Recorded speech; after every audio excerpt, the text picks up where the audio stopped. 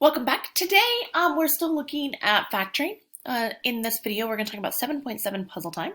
When do you put the cart before the horse? Again, we are investigating the difference between factoring a polynomial, solving an equation, and how we can use that information when we want to apply that to a scenario that we've been given. So to start off with, we have factor the polynomial 4x squared minus 16x plus 16. And I have a trinomial. I know I always begin by trying to find the GCF, and I know that 4 will go into all terms, so I'm going to take a 4 to the front. That will leave me with x squared minus 4x plus 4. So now I look at the trinomial inside the parentheses, and I'm like, can I factor this down further? So I'm looking for factors that multiply to positive 4, but add to negative 4. And negative 2 and negative 2 will multiply to positive 4, and they will also add to negative 4. So I'm going to go ahead and divide this up, and I'm going to have x subtract 2 and x subtract 2. Now remember, when we have two factors that are exactly the same, they're often written with an exponent of 2. Those are the exact same problem. We're just saying that we have this factor being multiplied twice. So factoring, that's all we need to do. What's up next, though, is solve the equation. Now we're looking for the actual value of x. We're not just breaking it down, but we want to know what is x. And I look here and I say x squared equals, well, I already know I'm in trouble. Because remember, to solve an equation, it has to be equal to 0. And that means that this is all mixed up and we need to move things around. So I'm going to go ahead and start by moving everybody over to the x squared. And I'm going to move it to the x squared because the x squared is positive, and I want the x squared to be positive. So we're going to move to it. So that means I'm going to subtract the 8x from this side. I'm going to add the 16x, and when I do this to the right, I'm also going to do it to the left. So I'm just going to write this over here. And then I am going to make sure I get it lined up. So this is now going to be x squared minus 8x plus 16. And the whole idea was to cancel these out, right? We use the opposites to move them, so it equals 0. Well, now I have this trinomial, x squared minus 8x plus 16.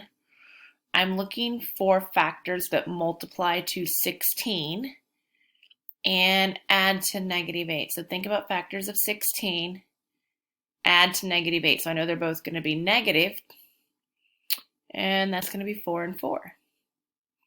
So I'm going to rewrite this, x minus 4 and x minus 4. Now I'm solving for x, right? So that means I can set this up as x minus 4 equals 0 and x minus 4 equals 0. Or if I add 4, I would have x equals 4 and x equals 4. Now most commonly, you're not going to see both of those listed because we're looking for a set. We would just say x is 4 in this particular case. Hints up here, 13 and 14 are not equal to 0. I think this is 13, so number 14, you're also going to have to move some things around. And then we're going to take a look at the word problem here real quick. So our word problem says, you drop a penny while taking change out of your pocket. The function y equals 49 minus 9t squared. I'm just going to write that. That just sounds really big. So let's write that. Y equals 49 minus 9t squared. Represents the height y. So y is how tall. So it's the height.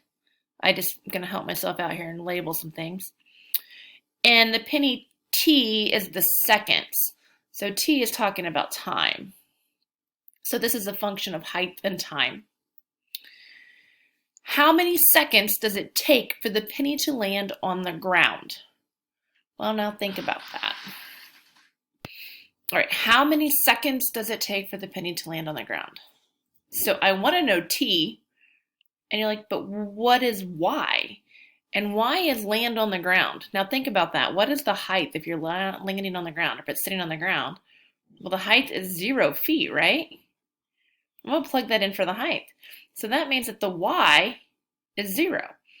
So I can say 0 equals, I could write that as 49 minus 9t squared. Or if you like to write it the other way, you could say, well, that also means that negative 9t squared plus 49 equals 0. Or we'd have to take the negative out, right?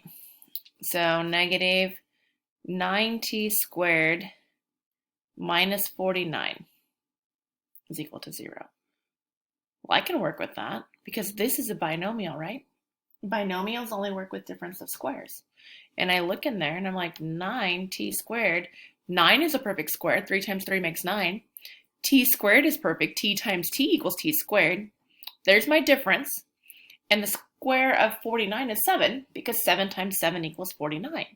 So I could write this as, well, that would be the same as 3t minus 7. Now don't forget, the other is 3t plus 7 equals 0. So we're going to set each one of those equal to 0, right? And so 3t minus 7 equals 0. When I solve this, is that not going to be 7 over 3?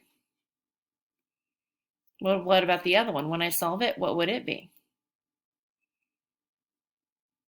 Hopefully you're thinking negative 7 over 3. So if you're looking for time, time is sort of like length. We can't go back in time. We can't have things that are negative. So if I wanted to know the time it was going to take, the time it's going to take is the time is going to be t equals 7/3 because I can't have a negative. Negative is not going to work when we're talking about time. So my answer here is how many seconds does it take for the penny to land on the ground? Is 7/3 of a second.